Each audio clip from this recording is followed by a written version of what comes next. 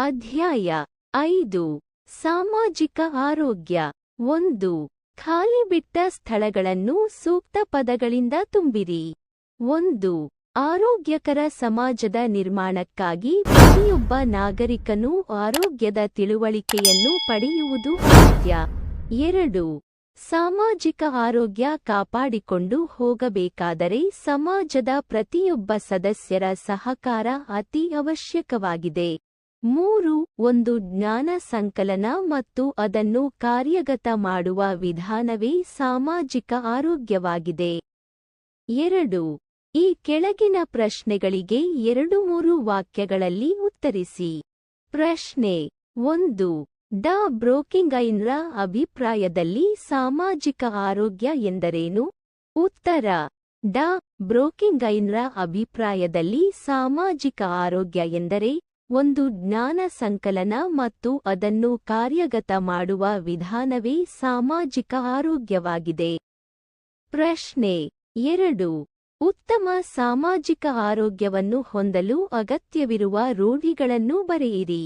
ಉತ್ತರ ಉತ್ತಮ ಸಾಮಾಜಿಕ ಆರೋಗ್ಯವನ್ನು ಹೊಂದಲು ಅಗತ್ಯವಿರುವ ರೂಢಿಗಳು 1 ಕಂಡಲ್ಲಿ ಉಗುಳುವುದು, ಸೀನುವುದು, ಬಹಿರ್ದೆಸೆಗೆ ಹೋಗುವುದನ್ನು ನಿಲ್ಲಿಸಬೇಕು. 2 ಉಪಯೋಗಕ್ಕೆ ಯೋಗ್ಯವಲ್ಲದ ಹೊಲಸು ಪದಾರ್ಥಗಳನ್ನು ಕಂಡಲ್ಲಿ ಎಸೆಯದೆ ಅದಕ್ಕಾಗಿಯೇ ನಿರ್ದಿಷ್ಟಪಡಿಸಿದ ಸ್ಥಳದಲ್ಲಿ ಹಾಕಬೇಕು. 3 ವಿವಿಧ ಸಾಂಸರ್ಗಿಕ ರೋಗವಾಹಕಗಳಾದ ಸೊಳ್ಳೆ, ತಿಗಣೆ, ನೊಣ ಮುಂತಾದವುಗಳನ್ನು ನಾಶಗೊಳಿಸಿ ಸ್ವಚ್ಛವಾದ ಪರಿಸರ ಹೊಂದಬೇಕು. 4 ಸಾರ್ವಜನಿಕ ಮೂತ್ರಾಲಯ, ಶೌಚಾಲಯಗಳ ಸ್ವಚ್ಛತೆಯನ್ನು ಕಾಪಾಡಬೇಕು. 5 ಮಲಮೂತ್ರ ವಿಸರ್ಜನೆಯನ್ನು ಮೂತ್ರಾಲಯ, ಶೌಚಾಲಯಗಳಲ್ಲಿಯೇ ಮಾಡಬೇಕು. 6 ಉದ್ಯಮಗಳಿಂದ ಅಥವಾ ವಾಹನಗಳಿಂದ ನೀರು, ಶಬ್ದ, ಹವೆ ಮಲಿನವಾಗದಂತೆ ಕ್ರಮ ತೆಗೆದುಕೊಳ್ಳುವುದು ಅತ್ಯಗತ್ಯವಾಗಿದೆ. 7 ಸುತ್ತಮುತ್ತಲ ಪರಿಸರದಲ್ಲಿ ಯಾವುದಾದರೂ ಸಾಂಸರ್ಗಿಕ ರೋಗಗಳು ಕಂಡುಬಂದಲ್ಲಿ ಸಂಬಂಧಪಟ್ಟ ಪ್ರಾಧಿಕಾರಕ್ಕೆ ತಿಳಿಸಬೇಕು. ಪ್ರಶ್ನೆ 3 ಸಾಮಾಜಿಕ ಆರೋಗ್ಯದ ಅವಶ್ಯಕತೆಗಳನ್ನು ಬರೆಯಿರಿ. ಉತ್ತರ ಸಾಮಾಜಿಕ ಆರೋಗ್ಯದ ಅವಶ್ಯಕತೆಗಳು 1 ಸಮಾಜದ ಪ್ರತಿಯೊಬ್ಬ ಸದಸ್ಯರ ಆರೋಗ್ಯದ ಮಟ್ಟವನ್ನು ಉತ್ತಮಗೊಳಿಸಿ ಕಾಪಾಡಿಕೊಂಡು ಬರುವುದು.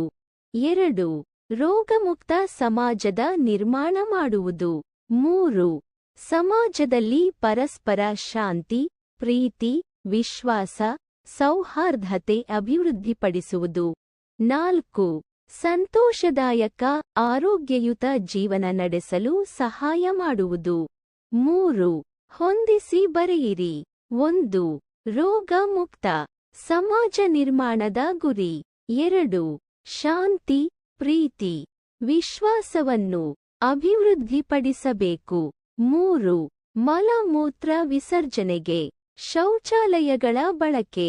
4 ಆರೋಗ್ಯದ ಬಗ್ಗೆ ಪ್ರತಿಯೊಬ್ಬರೂ ತಿಳಿದುಕೊಳ್ಳಬೇಕು.